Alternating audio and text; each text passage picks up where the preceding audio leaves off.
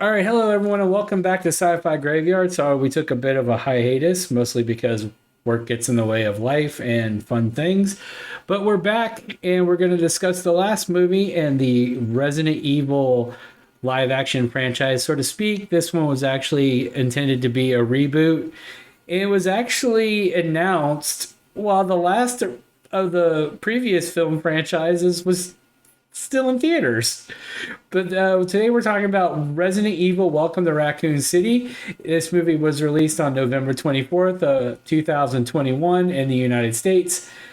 And it had a budget of roughly 25 million and it only managed a worldwide box office of just over 42 million.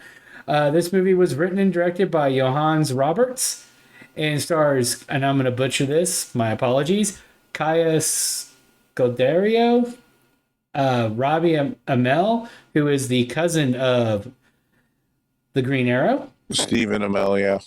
Thank you. I forgot his first name for a second. I feel really bad because I actually really like that show. Hannah John Kamen, Tom Hopper, Evan Boja. I'm probably going to butcher these names, and I do apologize.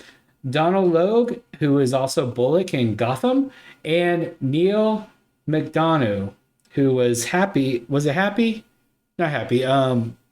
He was in the Avengers. He was one of Captain America's teammates during World War II. And I think he was in a couple episodes of Agent Carter. But he was also Lieutenant Hawk in Star Trek First Contact. Yeah, it was Dum Dum Dugan, dude. Thank you. Yep. Thank you. The reboot was announced while Resident Evil: The Final Chapter was still in theaters. Way to welcome in the new franchise.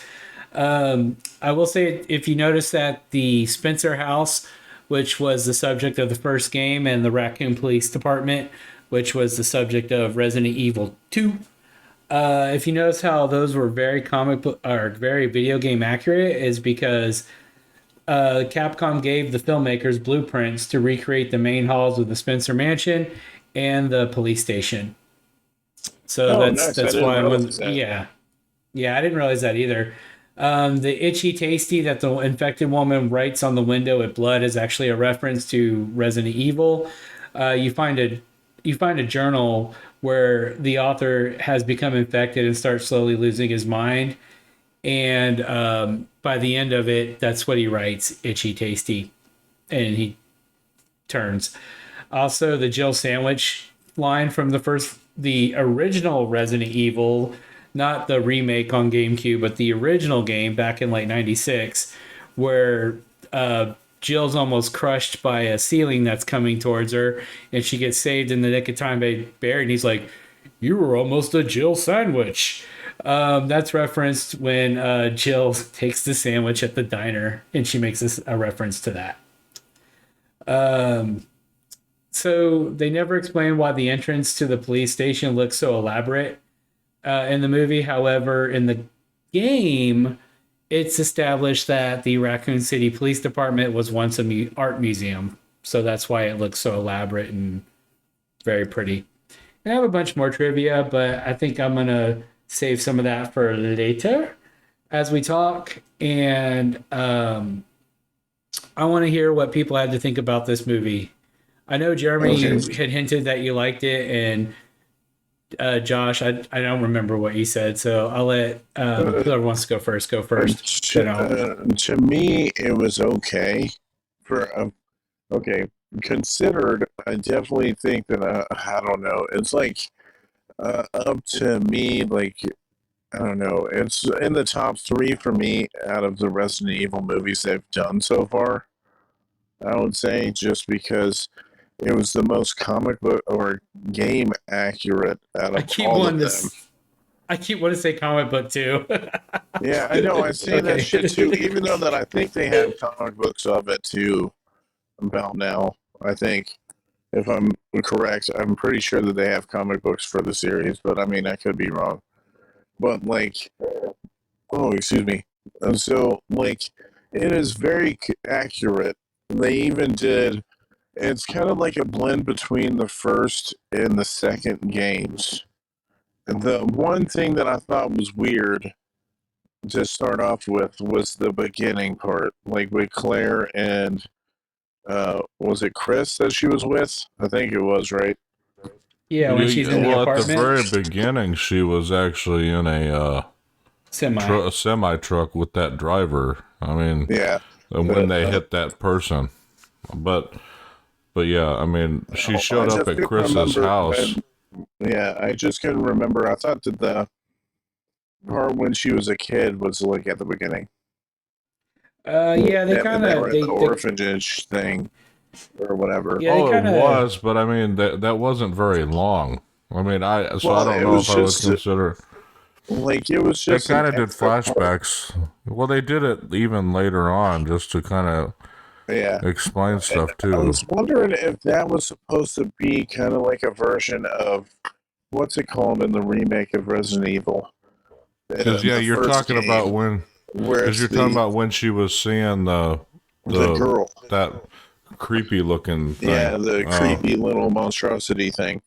Like whatever they She's from call a it. she's from a game, but I don't think she's from the She might be in the remake, Well, but she's I from know that in the she's something Resident from Evil else. remake game, there was a chick that you meet like halfway that you could either, if you do the game right, you could either have her die by herself or something, or you could like, it's certain things you have to do, steps in the original remake that you have to do for either, I think it's like either she kills herself or like you could have her like or you just kill her or something. I don't remember, but that's what I thought that they were doing was that character, but I forgot the name of the character.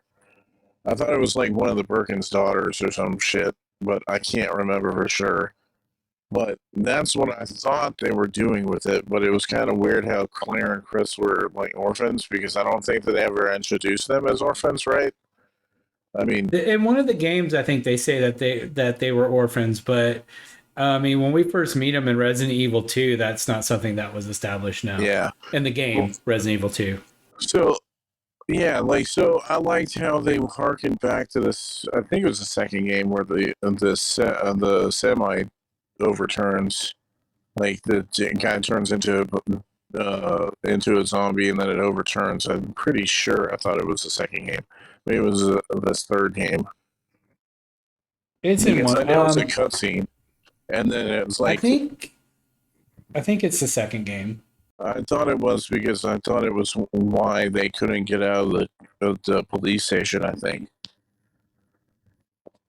But I mean, I it's think been a that's how while since I that's. played the second game, like the old G and the OG one. The So Yeah, me too. character, That's why I don't that remember. disfigured character was Lisa Trevor. So she was the daughter of George Trevor, I who think she's from like was five or the she was in 5 or 6 or something. yeah, she was in the remake of Resident Evil and then Umbrella Chronicles. That's what it was. oh, Yeah, okay. because Umbrella Chronicles was a Wii exclusive, I think. And I've been She wanting to was play that game, but I basically haven't played the it. daughter of the architect behind Arklay Mansion and the Queen Zenobia cruiser. I think it's the Queen Okay. Zenobia. That's from Dead Aim. Well, jeez. So Yeah, so I mean, what's it going? so she's the daughter of that person. So, um,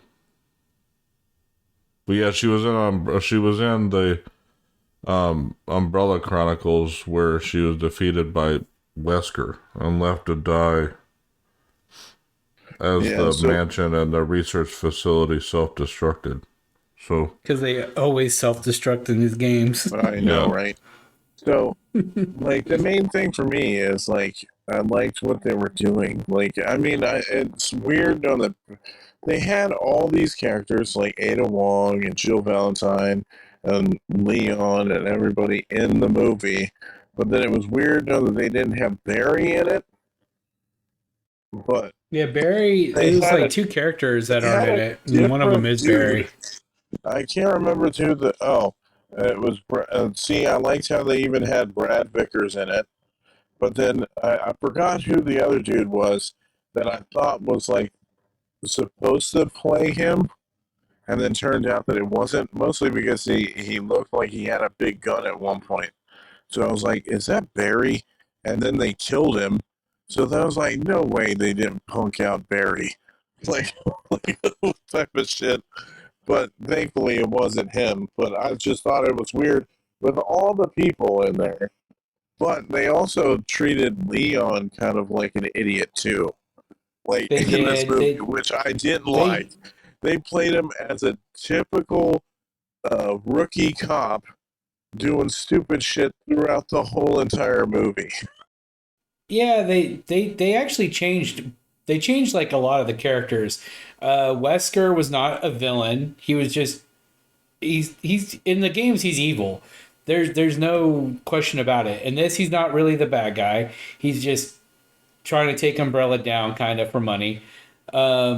Jill's a gun happy, shoots first, asks question later. She's not like that in the games. And Leon is an idiot who somehow miraculously gets to survive. And the only reason I think he survives in this movie is because he's a main character in Resident Evil 2. Yeah, like I think that's the only reason. But I mean, that's what I'm saying. And they trying to do as much as possible, trying to be faithful to the games, and that's why I can't like knock it as a full thing, because they even tried to do a lot of the stuff in the mansion, and then they tried to do stuff in the police station and blend both games together. Even though that technically, I think they did it like I think they happen around the same time anyway. The first and the second games, right? I know that the They first happen and the 3 third months. games. They Oh, so happen the 3 months second one was apart. 3 months apart. Okay, so I Yeah, just in remember the the third games. In the game was games. like at the same time as at least the second one, I think. The third game takes place 24 hours before and 24 hours after Resident Evil 2. So the first 3 games take place within 3 months and a day of each other, because it's like um, mid 98, and by Resident Evil 2 it's like late summer fall of 98. And then Resident Evil 3 takes place in 1998 as well. Yeah, and that's mostly why I'm fine with, like, especially with this stuff too, was that, like, I was more accepting, like, it doesn't have to be, like, 3 months later or whatever. If you're explaining it both at the same time, that's fine to me. So I was forgiving with that shit. It was just, like, certain aspects I didn't really care for. Like, it was weird with Wesker how they pushed him as, they pushed him like a dude where he was forced to do stuff, and then eventually, I can't remember if he got away or not. And Yeah, he then, gets killed, yeah, and I'm using air quotes. And then in the mid credit sequence, he's revived by Ada Wong and given his sunglasses. oh yeah, that's what And it was. Yeah, yeah. because I Spoilers. was trying to remember where Ada Wong was in the movie, and I was like, oh yeah, shit, it had to been at the end of the movie. It was But during a like, mid-credit scene when Yeah. Wesker was in the body bag. I know I'm yeah, spoiling something, yeah, but I think Wesker in this one was more of a setup for later ones. Like he He yeah, would that's be. what I was, thought too. Like that's but it's but I mean, I like the person playing Jill Valentine, but it's mostly because I like her in like other shows and movies and stuff too. Because she played Ghost in Ant-Man and the Wasp, and then she played she was a character in one of my favorite shows called Killjoys. She was like the main character in that. So like when I noticed that she was in this movie, I was like, oh, cool. And then when I found out she was Jill, I was like, oh, okay, that's cool too. But I like, didn't care for that casting because it didn't match the game. I can forgive the casting if they had just got the character right, yeah, because Well, she was yeah. nothing like Jill Valentine. And then at one point in this movie, they were going to put her in her Resident Evil 3 outfit, which is a mini skirt and a tube top. Like, she's on duty investigating something. Why would she be wearing that? yeah. Like, She should have at least had like more of the Stars outfit, at least. Well, when do the outfits make sense in a game, though? I mean, it's just like, I mean, in terms of for some reason, females, they objectify in a lot of games. they Especially, do. especially like Japanese ones. I mean, I don't know. Yeah. Or, you know, I mean, you yeah. know, when you, I mean, it's like, None of these tight-fitting outfits or these mini skirts that all these cops wear, like in the Resident Evil series, is a good example of it. Um, they they just wear just weird clothing, or like the fighting games, Dead or Alive, or even Street Fighter. When you think about, especially in Dead or Alive, they wear especially like, Dead or Alive. Yeah, I mean, so it's like when you think about that, it's like, what the hell are they wearing that for? It's like just so these 14-year-old kids that are playing the that's game what I'm saying. That even if she would have kind of wore the beret, I would have been fun with that. Like like I mean, that her she wore in original the Stars game. outfit wasn't bad. It didn't make sense as far as being an actual police uniform, but at least it wasn't revealing. Oh, another character that's in the first game that's not in this movie is Rebecca Chambers, because the scene where Oh yeah, Wesker plays, yeah, the scene where Wesker plays the Moonlight Sonata, that is a throwback to the first Resident Evil. And if you play Jill's scenario, Jill plays it.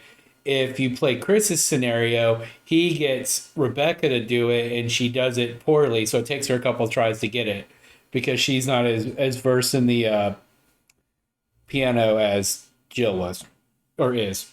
well, I kind of understand why they only picked so many people, because it was like they picked a lot for in the. That's what I was like saying, that I was surprised how many people they actually put in the movie, like characters from like the series, and like the main parts. Like I ain't even fault in like the zombie part, how they the scenes for like them doing stuff. It was like mostly how they ended the stuff. Like like I was surprised that they didn't. I don't know. It's like a one note thing. I think that the ending kind of killed it for me. Like to say like it was a great movie or whatever, or like at least a good, like the best like Resident Evil movie. The ending kind of killed it for me. Lee, this Jeremy, I'm gonna ask your. I'll give my thoughts after, but I want to know what you thought of it. I know you said you liked it, but what do you want to? What are your thoughts on the movie? Oh, I liked the movie a lot. It was easily my favorite of all of them. I for the life of me, when I was expecting not a very good movie based on what I had heard. So when I watched it, I went in thinking, oh, this movie is going to be, like the previous ones. But I can tell you, like the Resident Evil movies with Milla Jovovich, I had a hard time sitting through some of them, like where I would get to a point where the movie would bore me, and I'd almost not want to quit watching it. This movie, I didn't feel that way. So I did like the fact that it was more, and we've talked about this in previous podcasts when we talked about the Resident Evil stuff, is that this one, to me, was like what a Resident Evil movie should be like. Now, do I agree with you guys in terms of, the character arcs of some of them? Could they have been different? Yes. I think, like Leon, for example, I don't know why they made him into a rookie cop that didn't know how to do anything. In the games, I don't recall that ever being an arc of his, so I don't know why they went that direction with him. He could have been a knowing cop from the get-go too, and then when everything went to shit, like instead of it making it seem like he was an idiot when the chief handed over the reins to him, when that chief wanted to leave, he could have been in a good situation where he took over control and everything ran smoothly, right? So I mean, it's but I mean, in terms of watching and one that would be true to form, like the zombies, even all of that stuff looked more realistic, or what they would look like when you've played the game, versus what they went with the previous movies. Like I just think the previous Resident Evil movies were more of a this is what we think Resident Evil should have been versus this is what it actually was. And, you know, if they make more, which I would hope that they would, but the problem is, you know, with the amount of money this movie made, I don't know if they would make any more in this arc, even though I would tend to wonder if it was marketing, why this one didn't do so well. Because I remember, Josh, when this movie came out, you knew it was out, but I don't think I did. Yeah. Because when Like, you well, know, I mean, so it was just a sudden thing. I only knew because I watched some the week before. I can't remember what it was, but like I saw previews for it, like right when I watched it. I think it was like a Marvel movie or something. Like it and had it like doesn't help previews it for came it out before like it. right after COVID was like an issue. I mean, it Oh came yeah. out at the end When of I watched the 2021. movie, there was no one there except for like two people, and it was like the opening weekend for it. Like that was Yeah, That's the not a so good sign. I think there's a combined thing, like marketing and the people didn't, you know, people didn't want to go back to the theaters still yet. I think 2022 is when that started to make like a turn. I think 2021's people were still, you know, and again, studios probably weren't putting in a lot into marketing because of that. So I think that impacted the amount of money it made.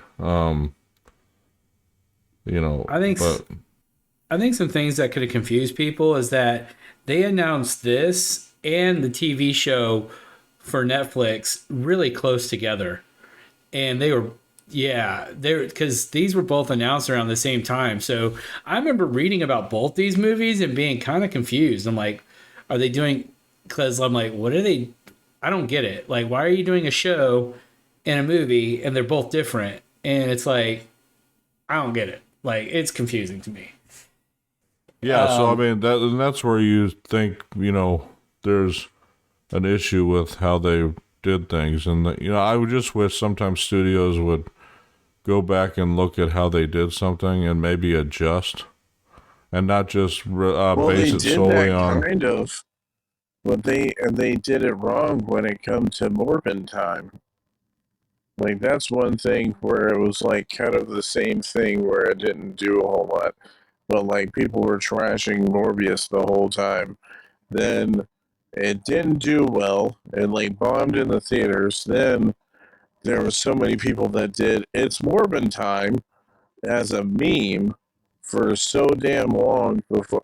And let me say that Morbius is not a bad movie. I watched it. I mean, it's a typical like origin story movie though. But like that's what fucked them up because they sat there and they're like, oh, all these people are talking about memes about the damn movie. Maybe we should re-release it again. And then they re-released it, and then nobody went again, so they wasted money opening up the thing again. So that's kind of like the only thing that I could see of that they actually like listened to stuff and then tried something else, and but then like it failed anyway. Well, it's just weird because I know I'm going to digress a little bit like with this, but it's like Avatar, right? Why? I mean, that's number 3, the new one I'm talking about, The Way of the Water or whatever. It's number 3 all time grossing. Why? I haven't watched it, but it's like, what are they doing differently to market a movie about these blue people? Yeah, that's not from what I heard that they weren't doing. They didn't do that well for the movie.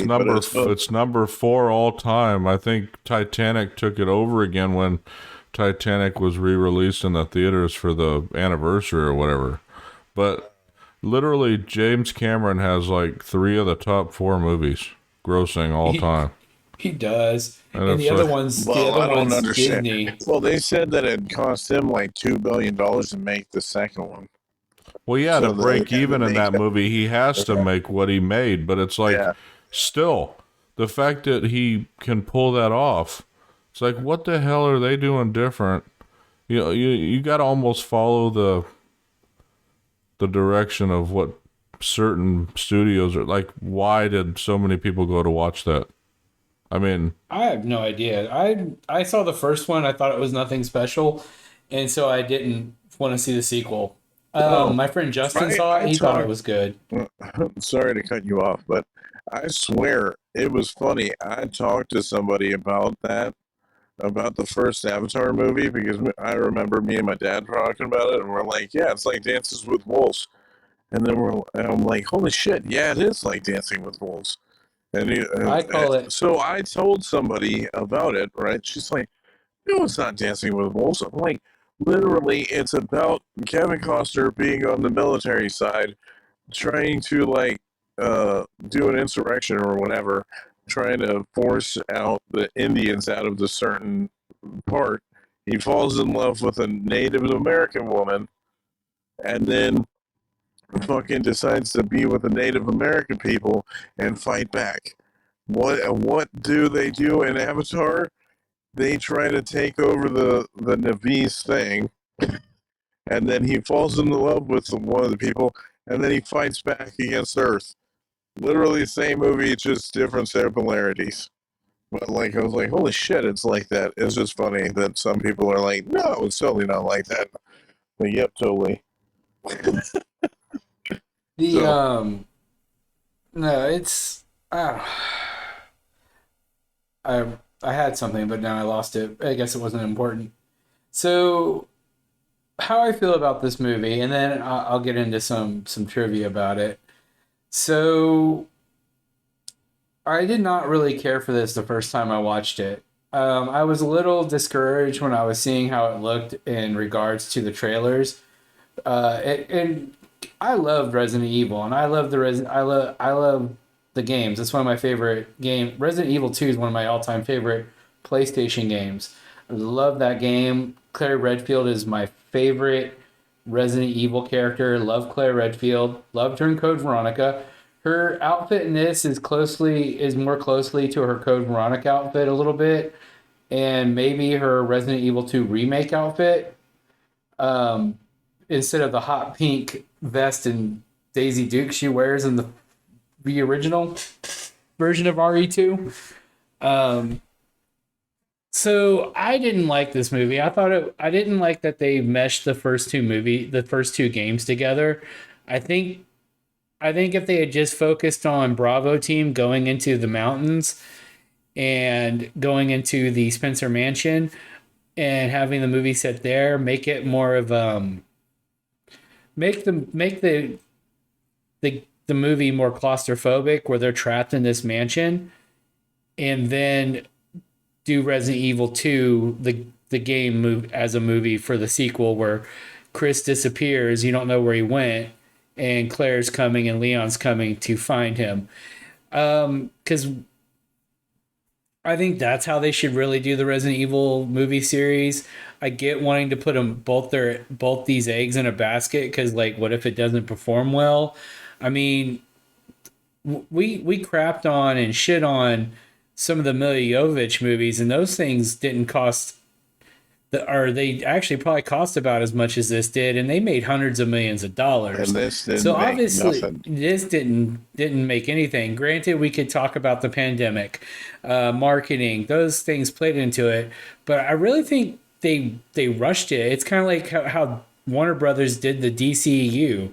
They did it no favors by rushing everything out, and I think they didn't do the Resident Evil franchise like Well, in the I mean, games. this too came out around. I think Halloween Kills came out around the same time.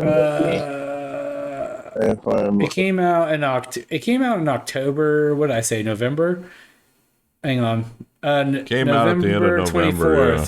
Yeah, it came around Thanksgiving of 2021, and I don't have a browser open to look up. yeah, once again, just Halloween. off of looking at what they ended up having in I think they did, 2021 around but that they had Top Gun Maverick came out that month, dude. yeah.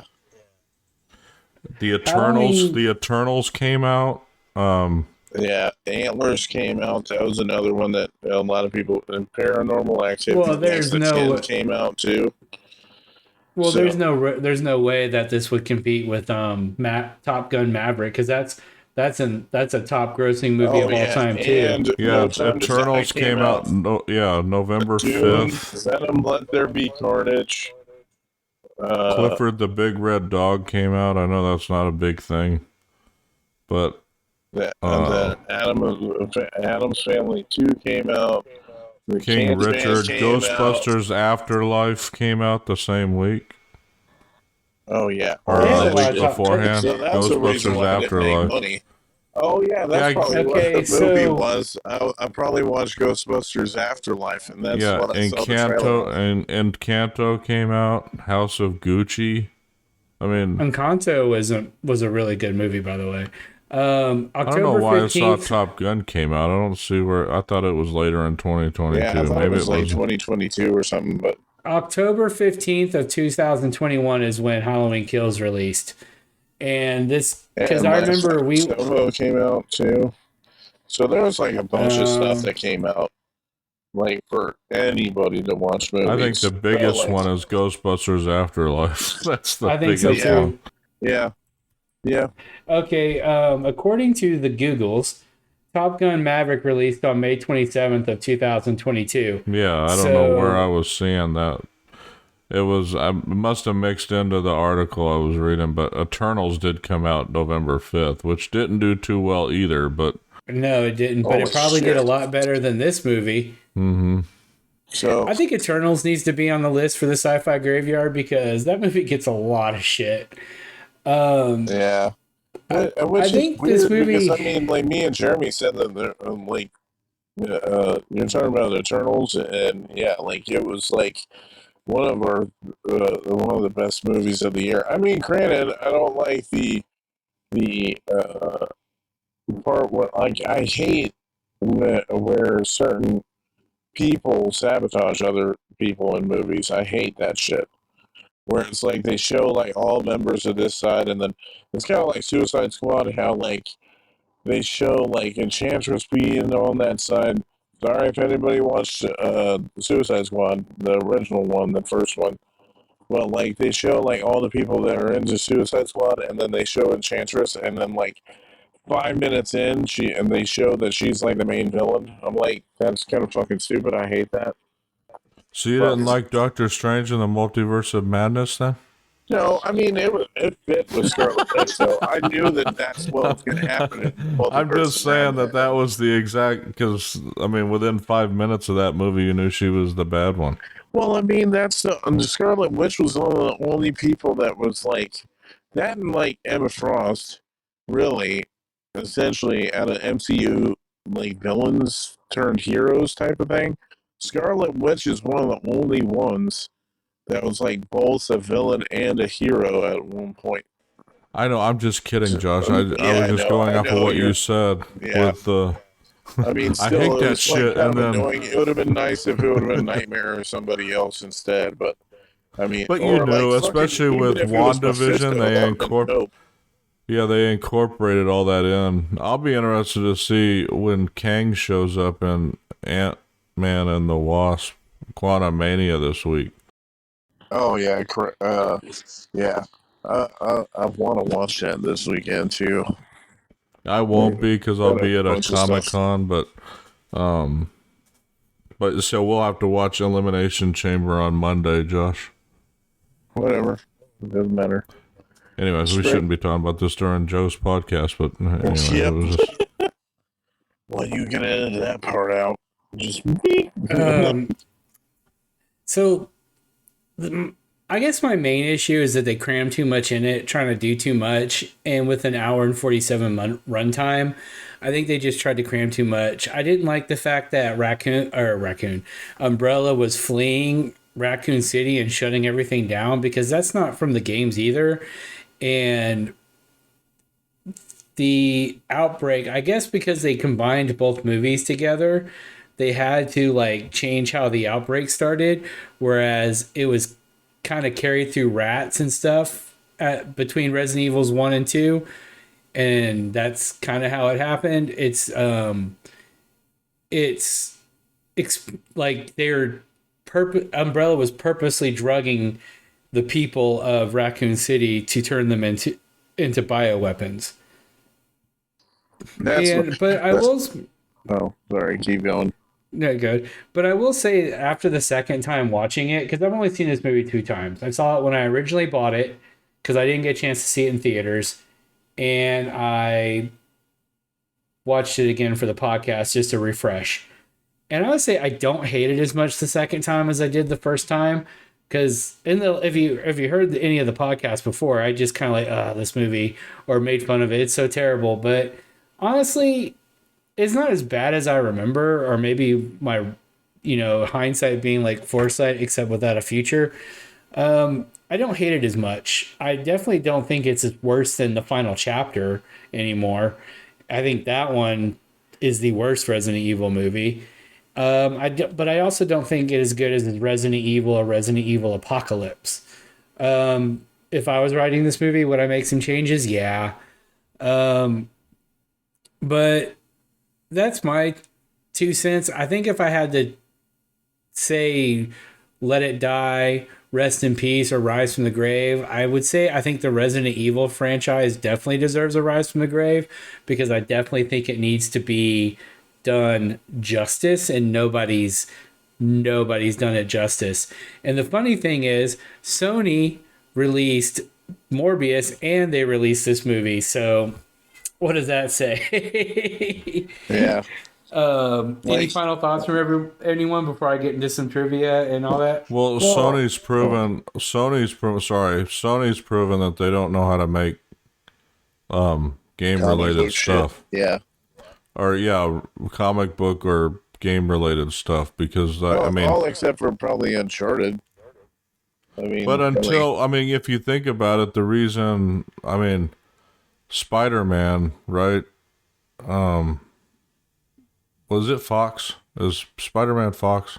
It was Sony, wasn't it? Sony, yeah, Sony. Yeah. So until Marvel got involved, until Marvel got involved, they were not the greatest movies. I would say they were cult favorites or whatever, but when Sony took over, when Marvel took over, is when they really started to get really good. Like, they're to me, to me, they're at the top of the Marvel universe right now.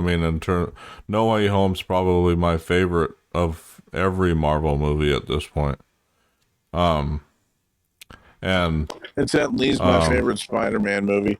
Mostly because it's the only one that gave me, turned the audience over to wanting to see another Amazing Spider-Man 3 movie. Yeah, that's what I mean. But from that standpoint, I don't get emotional responses from a lot of movies. And myself, I don't. But that movie did give me an emotional response when, and I know I'm going to spoil this if somebody listening hasn't seen it, but at the end when he, makes everybody forget him, when he walked into the, where MJ works, and she didn't know who he was, and he decided not to tell her, I teared up, man. And I don't do that a lot. There's only a few movies that have ever caused that. And then normally it's related to parental type stuff. Now that I've got kids and stuff, if there's father-son or father-daughter, like, interactions, they cause me to get emotional. But this was one of the first, like, comic book movies to do that. So, but I think it comes down to, like, what you were, where you were saying, who's interacting with them. And I think that's why I feel this one was better, that Capcom probably was more involved with the making of this movie than the previous one. That's why I'm saying that I can't, like, say that it's my favorite. But it's it's my favorite Resident Evil movie from my perspective. But I understand why that would be your favorite one. And there's just certain things in this movie that I just can't, like, put it on my favorite one. But if anything, I would have to watch it, like, several times, notice all bits and pieces and shit. Others are more strictly close to canon, and that's why they start to, they nitpick things, right? I'm not one of those. I'm like, get it close. If the movie's entertaining, I'm good to go, right? Yeah. I don't need like, that's the everything to main be thing like now. solely. It's like the Jill Valentine casting to me didn't make sense because it just didn't match up with the character all that much. And then Leon, the character arc, like we said before, just didn't tie to how he Yeah, was in the Leon to games that me I was remember. like the worst part of the whole movie to me. But Like I didn't is like that how like a? Leon was in the movie. But is that like a? Hey, I'm gonna hate the movie because they decided to make Leon a rookie cop. You don't know if they decided to make other ones how he would be. He may be he was a totally rookie different. cop in the second one anyway.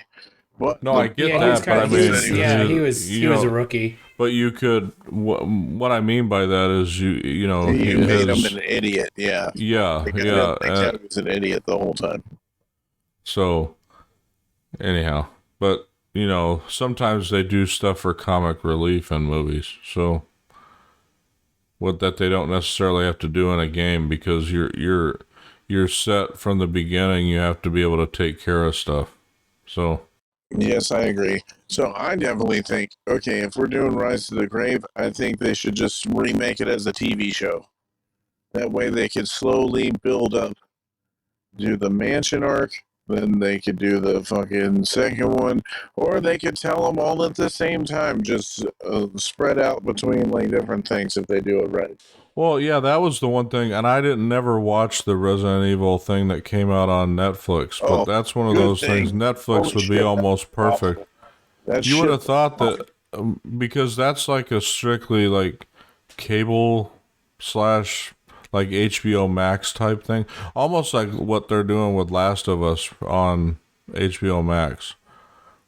I agree that should be more of a long-running TV show, but I guess the problem you run into with that is how many comparisons would be made to Walking Dead, because I mean it's almost the same. Almost, yeah. Yeah, I mean the difference is the name of the characters pretty much, and so that might be why they didn't go that route with it. I mean, it's just like certain things. But I mean, that's why I say I give respect to all the people that tried to like at least be comic or game accurate. At least, Yeah, at least I made it through this from movie. the game too. They tried to do something like even the zombie thing. I really loved how they did the first zombie thing, where it was kind of like harkening back to the first game. I liked that. Certain things I liked like a lot, just as it gave me the feels for the games. Made me kind of like want to replay the games, but like certain things I just didn't like more. Like, but I get it. But yeah, like certain things I couldn't get over. But I mean, like, still doesn't mean that if I would show somebody, I would still show somebody the movie, especially if they play out. I would much rather show them that movie if they've played Resident Evil and played the games before. I would much rather them watch that than the Milla Jovovich movies. So, I mean, there's that. So, yeah. I do like that they attempted to make it closer to the games. But I do agree that it needs to be a show. But not like the Netflix show. Please don't watch the Netflix show. I tried watching the Netflix show and I was like, this show sucks. I watched the first episode and it's awful, and it just gets worse from there. Like I couldn't even get through the first episode. One thing that was like a thing, I didn't realize that it was a flashback show until after I watched some bits and pieces. I thought it was just different stories of people, and then I find out that it's flashbacks. Like fucking way far into the story. Like, how the fuck are you supposed to like it's just like, to me it just killed me because they did stupid decisions throughout the whole thing. I'm like, why did you set it up like 20 or 30 years later than where you could have? Like, why did you have it set around two maybe three people, and then just make the people all unlikable. They made them all do stupid shit throughout the whole series. And nobody was like, there was nobody that you were like, oh, okay, this guy's cool. Like, pretty much everybody you just don't like. And it's like, okay, yeah, how am I supposed to be invested in a show where all the guys suck? Like, fucking Velma. Holy fuck, I don't want to.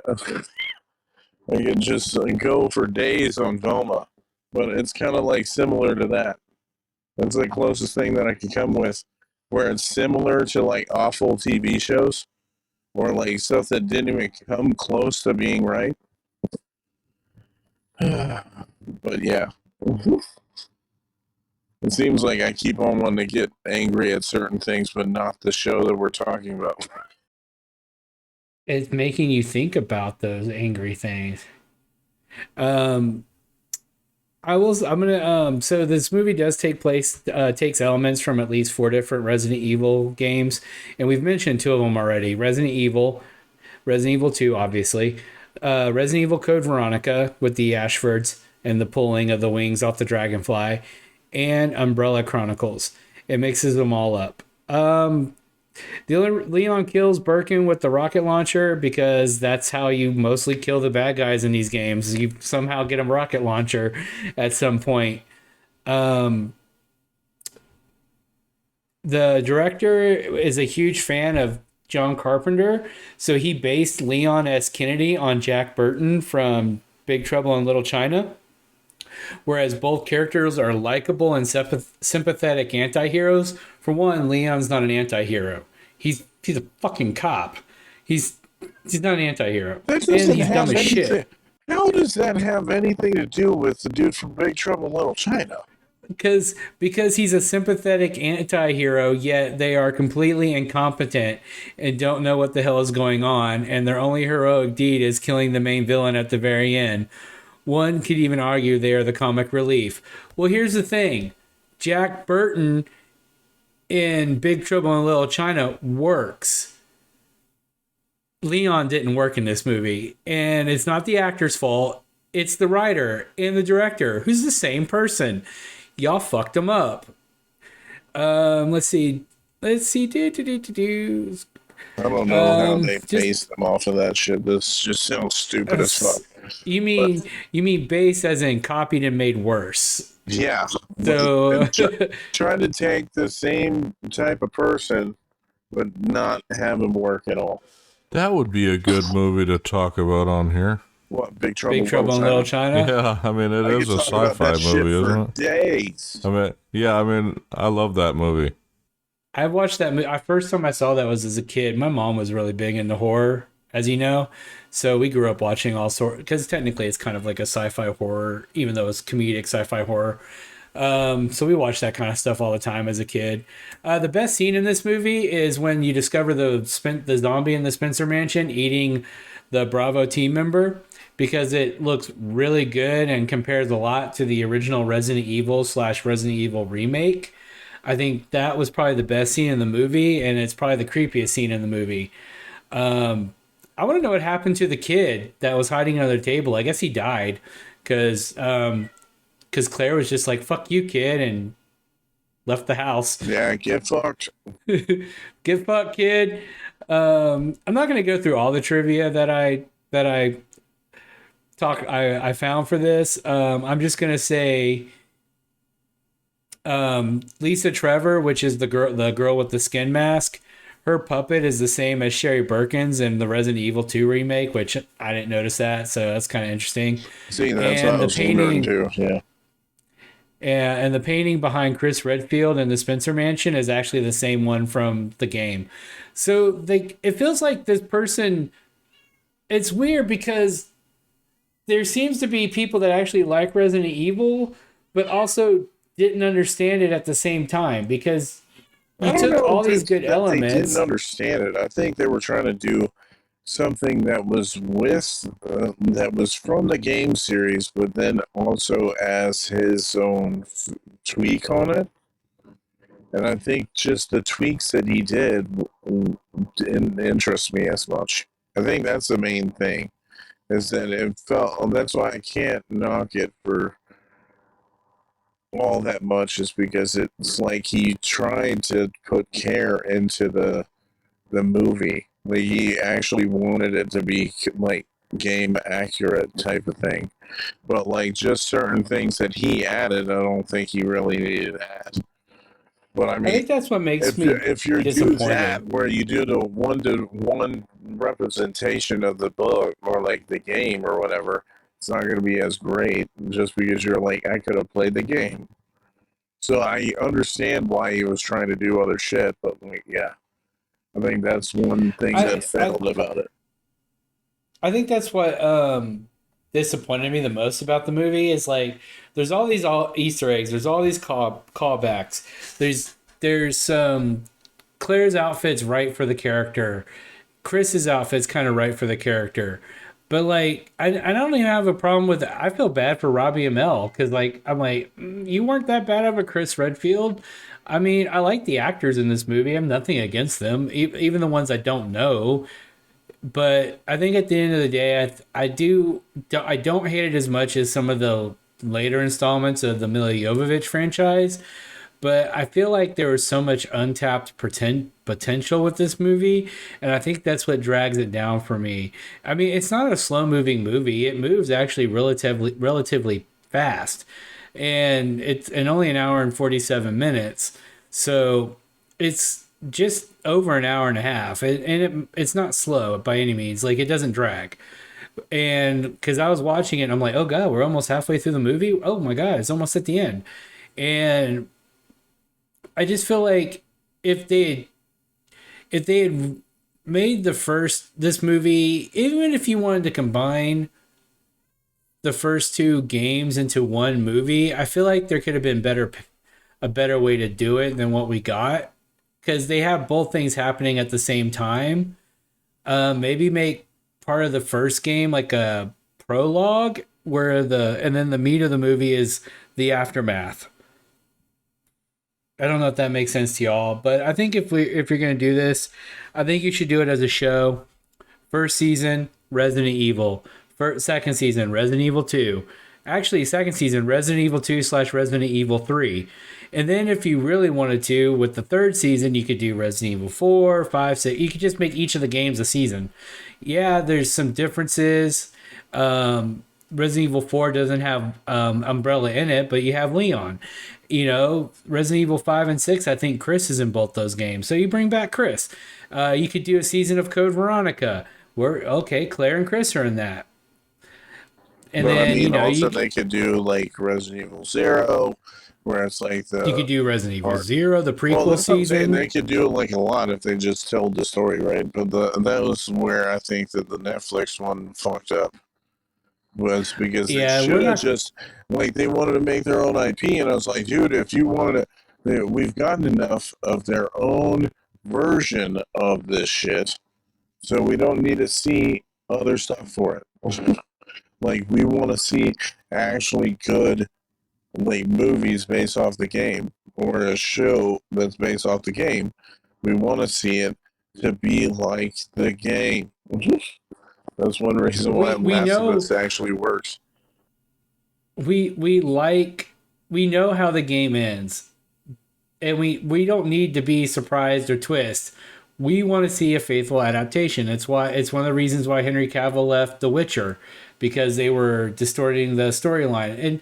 And people call it gatekeeping or toxic fandom, but anytime you do anything like this, the fans are going to have expectations of what they want to see in a medium that they love and about a topic or subject or anything that they love. And so sometimes you can make changes that makes the fans happy, but sometimes when they do those changes, they're terrible. And I think some of the things they changed, they didn't need to change.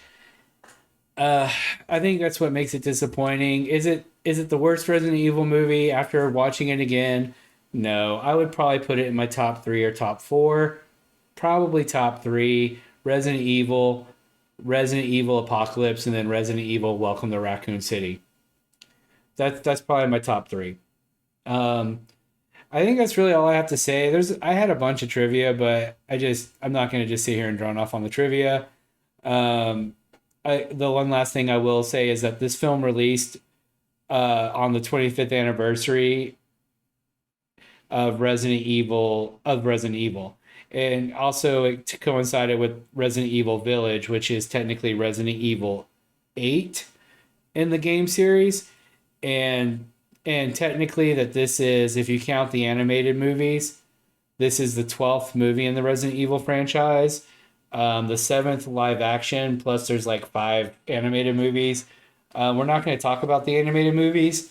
Not that I don't like them. Some of them were actually kind of good, and they do have like Leon and Claire and stuff in it. And I just wanted to focus on the live action movies because I think those are more divisive with fans. Whereas you don't hear a lot of people griping about the animated movies because they kind of follow the canonical storylines from the games as follow-ups. So I think that's why most people don't really bitch about them as much. And next on the podcast, we're going to do some like terrible superhero movies. We're going to start with Superman 4, The Quest for Peace, and stuff like that. So man, I'm not looking forward to that. I don't think, unless anyone else has anything else to add. Nope, I don't think so. I don't have anything else for this podcast, but check out our website if you guys haven't already. We got all of our content out there. Not only this podcast, but all of our other ones, and then all our YouTube videos and stuff like that. So check out Jeremy on YouTube. He's doing some builds. Yeah, check we're us out. past 2,500 subscribers now. Nice. So, very cool. Yeah, it would be nice if others would do more on the channel. I'm the only one out there. Right. I know. I'm like so behind. I'm so behind. I was just talking about doing like 3 videos or something, and then it's like I got to do at least like 3, probably trying to get in the pipeline or whatever. Trying to do all this other shit too. So yeah, eventually I'll be putting shit out. I get 3 days off a week now, so I should be doing some more stuff. Well, you can join our Twitch streams every Friday, or too. So, well, yeah, we gotta start. For at least Ant-Man and the Wasp, I think I just need to start doing them for like movies that I've been watching and stuff. So yeah. Check us all out. That we have the wrestling podcast, Wrestling with the Willies, Morbid Instinct, and Scream Creeps. So check those out. Check out our website, theheartofgeek.com. And if you like this, please subscribe, share, all that fun stuff that they tell you at the end of every YouTube video.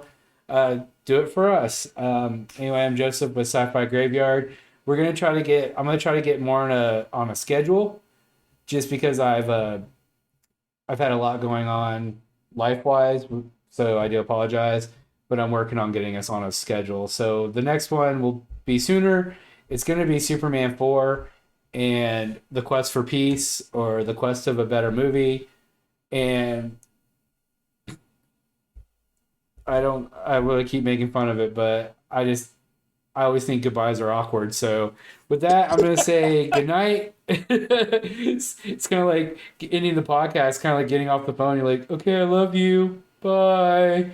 So anyway, thanks for listening. For Jeremy and Josh, I'm Joseph with Sci-Fi Graveyard. Wish you all a good day. Thank you for listening, and we will catch you next time. Bye. All right, peace.